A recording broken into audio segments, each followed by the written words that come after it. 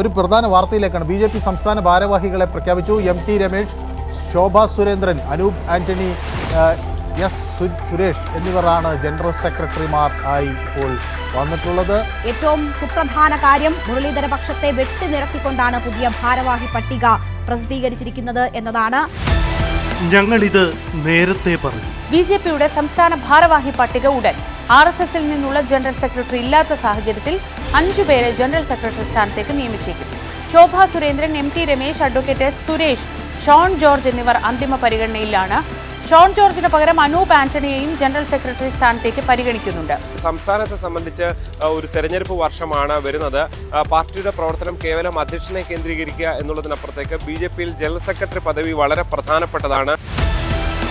വാർത്ത വാസ്തവമായതിങ്ങനെ.